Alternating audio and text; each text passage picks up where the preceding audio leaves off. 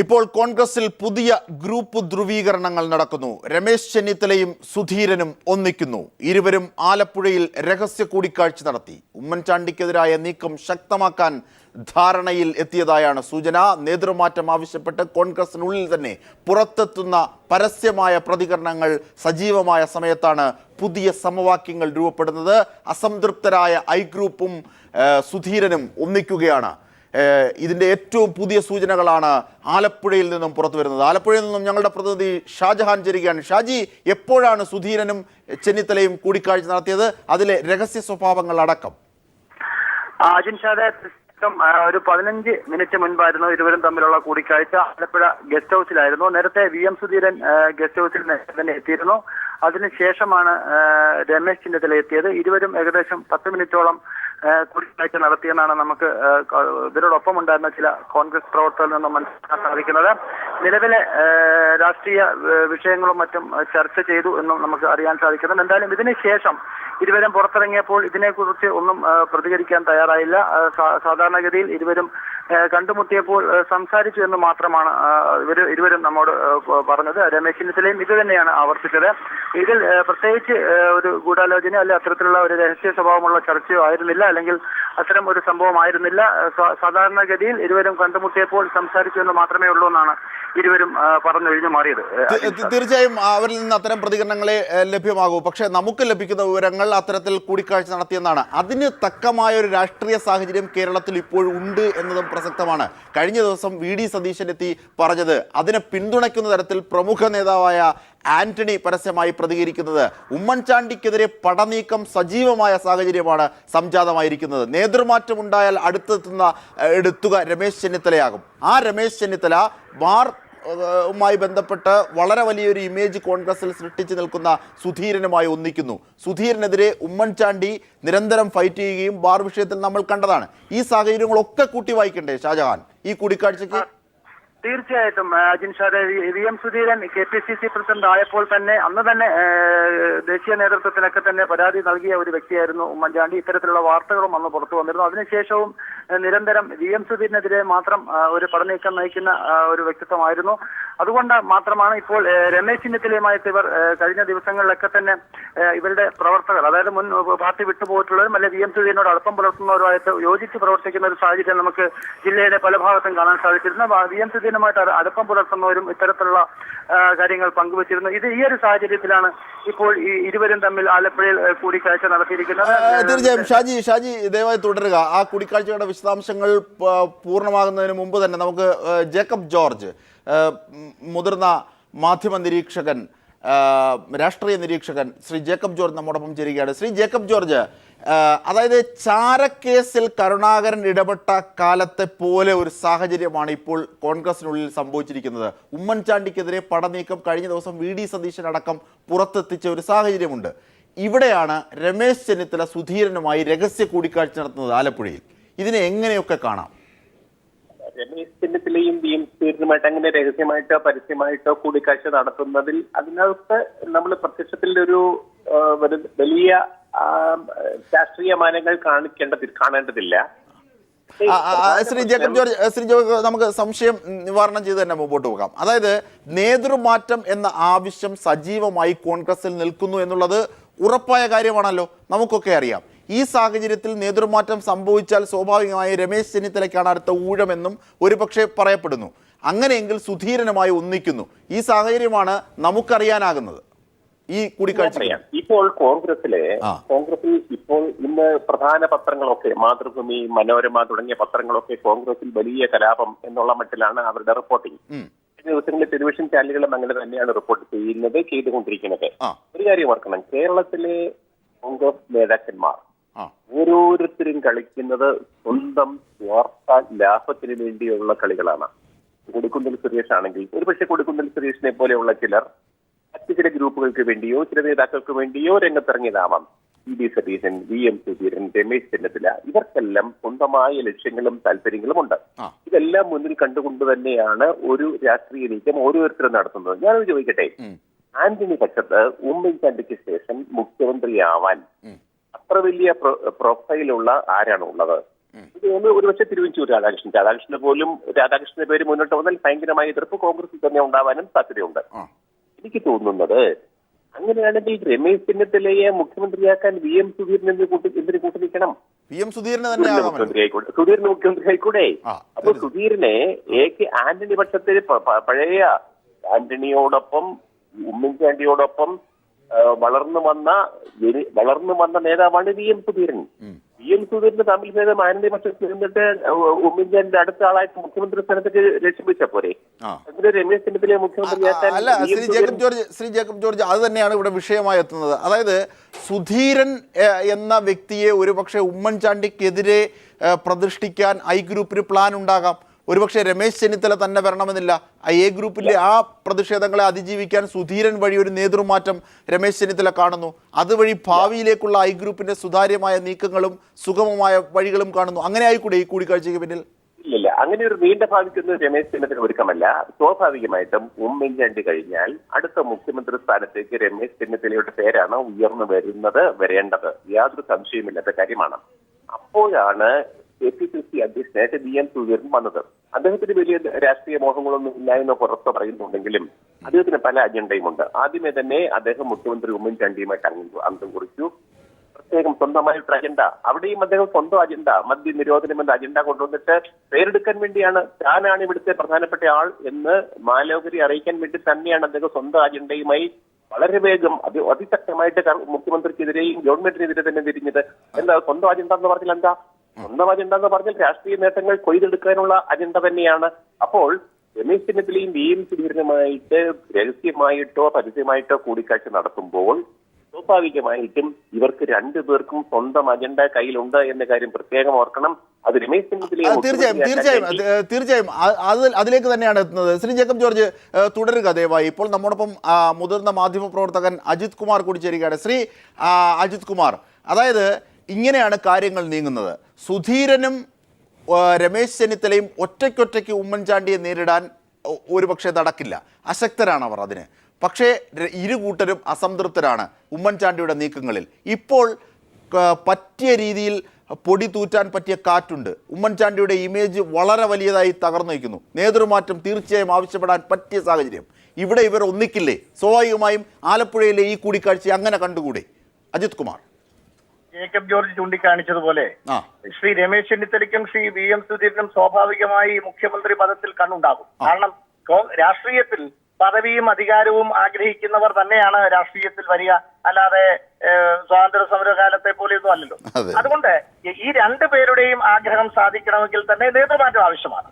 അപ്പോൾ അതിനുശേഷമാണ് ആരാണ് വരിക എന്നുള്ള ചിന്ത ഉണ്ടാകുന്നത്. ഇപ്പോൾ ശ്രീ ഉമ്മൻചാണ്ടി ഗവൺമെന്റിന്റെ പ്രതിച്ഛായ മങ്ങിയിരിക്കുന്നു, അഴിമതി ആരോപണങ്ങളിൽ കുരുങ്ങി നിൽക്കുന്നു, അരുവിക്കര അയലത്ത് വന്ന് നിൽക്കുന്നു. അപ്പോ അതുകൊണ്ട് വളരെ ഗവൺമെന്റിന്റെ പ്രതിച്ഛായ തകർന്നിരിക്കുന്നു എന്നുള്ളത് വളരെ വ്യക്തമാണ്. അപ്പോൾ ഇങ്ങനെ പോയാൽ ഗവൺമെന്റിന്റെ അടുത്ത തെരഞ്ഞെടുപ്പിൽ ഭരണ തുടർച്ച ഉണ്ടായില്ലെന്ന് ശ്രീ AK ആന്റണി പോലും പരസ്യമായി പറഞ്ഞു കഴിഞ്ഞു. അപ്പോൾ ഭരണ തുടർച്ച ഉണ്ടായില്ല എന്ന് ഉറപ്പ് ആയ സ്ഥിതിക്ക് അതിനു മുമ്പ് എന്തെങ്കിലും ഗവൺമെന്റിന്റെ ഒരു മുഖംമിനിക്കൽ വേണമെങ്കിൽ ഒന്നീ നേതൃമാറ്റം അല്ലെങ്കിൽ ഗവൺമെന്റിൽ അഴിച്ചുപണി, ഇതൊക്കെ സ്വാഭാവികമായി ചർച്ച ചെയ്യേണ്ട വിഷയങ്ങൾ തന്നെയാണ്. അതുകൊണ്ട് ഞാൻ നേരത്തെ ചൂണ്ടിക്കാണിച്ചതുപോലെ ഈ VM സുധീരനും രമേശ് ചെന്നിത്തലയും യോജിച്ച് ഉമ്മൻചാണ്ടിയെ എതിർക്കുക എന്നുള്ളത് കോൺഗ്രസ് രാഷ്ട്രീയത്തിൽ അതേ സാധ്യമാവുകയുള്ളൂ. കാരണം കോൺഗ്രസ് നിയമസഭാ കക്ഷിയിൽ ഉമ്മൻചാണ്ടിക്ക് ഭൂരിപക്ഷമുണ്ട്. കോൺഗ്രസ് മറ്റ് ഘടകകക്ഷികളുടെ സ്വീകാര്യൻ ഉമ്മൻചാണ്ടിയാണ്. അപ്പോൾ ഇപ്പോഴത്തെ അവസ്ഥയിൽ ഘടകകക്ഷി മന്ത്രിമാർ ഒരു തുരുത്തുകളായി മാറിയിരിക്കുന്നു. അതിന് ഉമ്മൻചാണ്ടി പൂർണ്ണ സ്വാതന്ത്ര്യം നൽകിയിരിക്കുന്നു. അവരുടെ അഴിമതിയെ കണ്ടില്ലെന്ന് നടിക്കുന്നു. ഇങ്ങനെയൊക്കെ ആവുമ്പോൾ ഉമ്മൻചാണ്ടിക്ക് ഘടകകക്ഷികൾക്കും സ്വീകാര്യനാണ്. അതുകൊണ്ട് അതിനൊരു മാറ്റം വരണമെങ്കിൽ ഉമ്മൻചാണ്ടിക്കെതിരെ ഈ ഒരു സംയുക്ത നീക്കത്തിലൂടെ മാത്രമേ സാധിക്കൂ. പക്ഷെ നേതൃമാറ്റം രണ്ടുപേർക്കും മുഖ്യമന്ത്രിമാരാകണമെന്നുള്ള അജണ്ട അതിനുശേഷമേ വരുള്ളൂ. ഒരു സംയുക്ത നീക്കം തന്നെയായിരിക്കും അവർ ലക്ഷ്യമിടുന്നത്. അത് തന്നെയാണ്. പിന്നീട് മുഖ്യമന്ത്രി ആരാകും അല്ലെങ്കിൽ അത് പിന്നത്തെ കാര്യം. പക്ഷേ ഈ സമയത്ത് ഉമ്മൻചാണ്ടിക്ക് കറക്റ്റായി അടിക്കാൻ പറ്റിയ സാഹചര്യമാണ് എന്ന് കണ്ടെത്തുന്നു.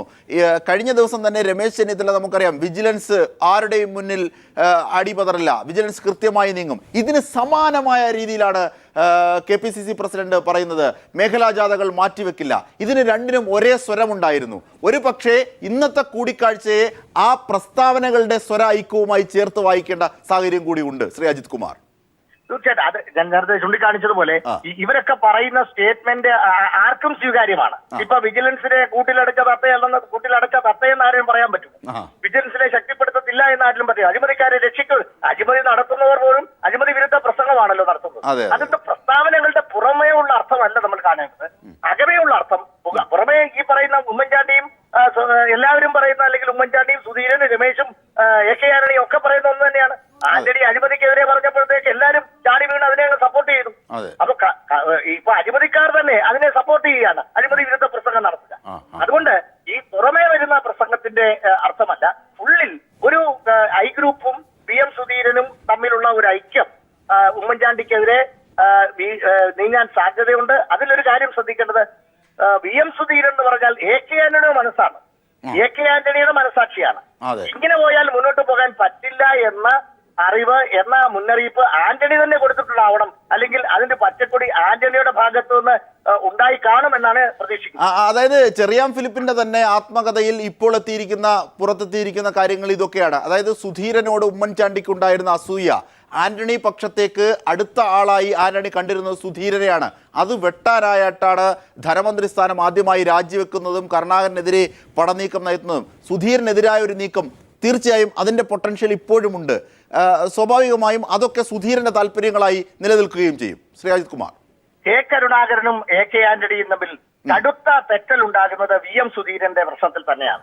VM സുധീരൻ സ്പീക്കറായതിനു ശേഷം അടുത്ത തവണ കരുണാകരന് ഭൂരിപക്ഷം കിട്ടിയപ്പോൾ AK ആന്റണി ആദ്യം കന്റോൺമെന്റ് ഹൗസിൽ മന്ത്രിസഭാ രൂപീകരണ ചർച്ചയ്ക്ക് പോയപ്പോൾ ആദ്യം പറഞ്ഞ പേര് VM സുധീരന്റെയാണ്. ആ പേര് പറ്റില്ല എന്ന് പറഞ്ഞപ്പോൾ, കരുണാകരൻ പറഞ്ഞപ്പോൾ ആന്റണി അവിടുത്തെ ഇറങ്ങി പോരുകയാണ് ചെയ്തു. അപ്പൊ അതുകൊണ്ട് എപ്പോഴും സുധീരന്റെ ഒരു ആദർശാത്മക പരിവേഷവും അദ്ദേഹത്തിന്റെ സ്വീകാര്യതയും ആന്റണിയുടെ മനസ്സിലുണ്ടായിരുന്നു. ആന്റണി പ്രധാനപ്പെട്ട ഒരു സ്ഥാനം VM സുധീരന് കൊടുത്തിരുന്നു. ഇപ്പോ KPC പ്രസിഡന്റായി വന്നതും ആന്റണിയുടെ മനസ്സിലിരിപ്പാണ്. അവിടെ സുധീരനെതിരെയായിരുന്നല്ലോ ഉമ്മൻചാണ്ടിയും രമേശ് ചെന്നിത്തലയും ഒക്കെ. എന്നിട്ടും സുധീരനെ കൊണ്ടുവന്ന ആന്റണി തന്നെയാണ്. അതുകൊണ്ട് ആന്റണിയുടെ മനസ്സിൽ സുധീരൻ ഒരു കളങ്കമില്ലാത്ത വ്യക്തിത്വമാണ്, പ്രതിച്ഛായുള്ള നേതാവാണ്. സുധീരനെ തള്ളിക്കൊണ്ടൊരു നിലപാട് AK ആന്റണി എടുക്കില്ല. പക്ഷെ ആന്റണിക്ക് ഒരു പ്രത്യേകതയുള്ളത്, കളം അറിഞ്ഞ് മാത്രമേ അദ്ദേഹം കളിക്കൂ. എന്താണ് ഇവിടുത്തെ സാഹചര്യം? എന്താണ്? ഉമ്മൻചാണ്ടി പിടിച്ചു നിൽക്കുമെന്നുണ്ടെങ്കിൽ അദ്ദേഹം ഉമ്മൻചാണ്ടിയെ സപ്പോർട്ട് ചെയ്യും. ഉമ്മൻചാണ്ടി തറയിൽ പോകുമെന്നൊരവസ്ഥ വന്നാൽ മാത്രമേ അദ്ദേഹം മാറൂ. അതെ, പക്ഷെ അങ്ങനെ ഒരു സാഹചര്യം ഇപ്പോഴുണ്ടോ? തീർച്ചയായും ജേക്കബ് ജോർജിലേക്ക് പോകാം. ശ്രീ ജേക്കബ് ജോർജ്, അജിത് കുമാർ നിരീക്ഷിച്ചത് വളരെ നല്ലൊരു രീതിയാണ്. അതായത് ആന്റണിയുടെ സ്വഭാവവും ആന്റണിയുടെ പൂർവ്വകാല പ്രവർത്തനങ്ങളും ഒക്കെ അനുസരിച്ച് ആർക്കാണോ പക്ഷം തൻ്റെ ഇമേജിന് കോട്ടം വരുന്നില്ല എങ്കിൽ അതിൽ പിടിക്കുക എന്നുള്ളതാണ് ആന്റണിയുടെ ഒരു രീതി നാം കണ്ടുവരുന്നത്. ഇവിടെ സുധീരനെ മുൻനിർത്തിക്കൊണ്ട് ആന്റണിക്ക് നീങ്ങാനുള്ള സാഹചര്യം ഉണ്ടോ? ഉമ്മൻചാണ്ടിക്കെതിരെ കോൺഗ്രസിൽ ഒരു നേതൃമാറ്റ വികാരം ഉണ്ടോ? അങ്ങനെയെങ്കിൽ വളരെ അർത്ഥവത്തായ കാലിക പ്രാധാന്യമുള്ള അർത്ഥവത്തായ പ്രസ്താവനകളാണ് അജിത് കുമാർ നടത്തിയത്, സംശയമൊന്നുമില്ല. ഇപ്പോൾ എനിക്ക് തോന്നുന്നത് VM സുധീരൻ KPCC പ്രസിഡന്റ് ആകുമ്പോൾ അദ്ദേഹം മുന്നിൽ കണ്ട ഒന്നാമത്തെയും രണ്ടാമത്തെയും ശത്രു മുഖ്യമന്ത്രി ഉമ്മൻചാണ്ടി തന്നെയായിരുന്നു. അത് ഒരു ദിവസം കൊണ്ടുണ്ടായതല്ല. സുധീരനെ കഴിഞ്ഞ 10-12 വർഷമായി രാഷ്ട്രീയത്തിന്റെ വാർത്ത സ്ഥലങ്ങളിലേക്ക് പിന്മാറ്റിയത് ഉമ്മൻചാണ്ടിയുടെ ശക്തമായ ഇടപെടൽ തന്നെയായിരുന്നു എന്നുള്ള കാര്യം എല്ലാവർക്കും അറിയാവുന്ന കാര്യമാണ്. നമ്മളെക്കാട്ടിലൊക്കെ നന്നായിട്ട് സുധീരന് ഈ മുറിവുകൾ മനസ്സിലുണ്ട്. അതുകൊണ്ട് തന്നെ ഉമ്മൻചാണ്ടിക്കെതിരെ ഒരു വലിയ നീക്കം നടത്താൻ വേണ്ടി തന്നെയാണ് ആദ്യമേ അത് ശ്രമിച്ചത്. ഉമ്മൻചാണ്ടിക്കെതിരായ ആൾക്കാരെ, പഴയ കോൺഗ്രസ് പാർട്ടിയിൽ നിന്ന് മാറിപ്പോയ ആൾക്കാരെ പലരെയും അദ്ദേഹം കൂടെ ചേർത്തു. റിയാൻ ഫിലിപ്പ് ഉൾപ്പെടെയുള്ളവരെ കൊണ്ടുവരാൻ ശ്രമിച്ചു. അത് തീർച്ചയായിട്ടും ആ ഒരു നീക്കത്തിന്റെ വലിയ ഒരു വിശാല നീക്കത്തിന്റെ ഭാഗമാണ്. ഇന്നിപ്പോൾ എനിക്ക് തോന്നുന്നത് സുധീരനെ എവിടെ നിൽക്കും? സുധീരന് മുഖ്യമന്ത്രിയാകണമെങ്കിൽ ആന്റണി പക്ഷത്തോട് ചേർന്ന് നിൽക്കുന്നതല്ലേ നല്ലത്? അങ്ങനെ ഒരു ചിന്തയും നമ്മൾ മനസ്സിൽ വെക്കണം. നടക്കും എന്നല്ല, അത് തന്നെയാണ്. ശ്രീ ജേക്കബ് ജോർജ് തുടരാം. നാളെ ഇത് നടക്കും എന്നല്ല ഞാൻ പറഞ്ഞത്. അങ്ങനെ ഒരു കണക്കുകൂട്ടലിലും സാധ്യതയുണ്ട് എന്നാണ് ഞാൻ പറഞ്ഞു വെക്കുന്നത്. പക്ഷേ ആദ്യം അത് ഉമ്മൻചാണ്ടിയെ എതിർത്ത് തോൽപ്പിച്ച് രാഷ്ട്രീയത്തിലും സമൂഹത്തിലും ഉമ്മൻചാണ്ടി തീർച്ചയായിട്ടും ഭരണത്തിന് പറ്റിയ ആളല്ല എന്ന് വരുത്തുക. കരുണാകരനെ ആന്റണി പക്ഷവും തിരുത്തൽവാദികളും കൂടി ചേർന്ന് നിലംപരിച്ചാക്കിയ തീർച്ചയായും. ജേക്കബ് ജോർജ്, ഇപ്പോൾ നമ്മോടൊപ്പം PP ജെയിംസ് കൂടി ചേരുകയാണ്. ശ്രീ ജെയിംസ്, കേൾക്കാമോ താങ്കൾക്ക്? താങ്കൾ ലൈനിലുണ്ടോ ശ്രീ ജെയിംസ്? തീർച്ചയായും ജേക്കബ് ജോർജിലേക്ക് തന്നെ ഒരിക്കൽ കൂടി എത്തിയാൽ. ശ്രീ ജേക്കബ് ജോർജ്, അതായത് നോക്കൂ, ഒരു കാര്യങ്ങളിൽ സമാനതകൾ പല വിധത്തിലാണ്. ഉമ്മൻചാണ്ടിക്കെതിരെ ശക്തമായൊരു വികാരമുണ്ട് കോൺഗ്രസിനുള്ളിൽ, ഭരണവുമായി ബന്ധപ്പെട്ടുണ്ട് എന്നുള്ളത് അറിയാവുന്ന കാര്യമാണ്. വി ഡി സതീശൻ അടക്കം കഴിഞ്ഞ ദിവസങ്ങൾ പുറത്തെത്തിയതും ആന്റണി ഇപ്പോൾ വന്ന് പറഞ്ഞതുമൊക്കെ അതിന് ഉപോത്പകമായി ചേർക്കാവുന്ന കാര്യങ്ങളാണ്. ഇവിടെ സുധീരനും രമേശ് ചെന്നിത്തലയും തൊട്ടടുത്ത ദിവസങ്ങളിൽ പറഞ്ഞ പ്രസ്താവനകളുടെ സ്വഭാവ ഐക്യം ഒന്ന് കാണൂ.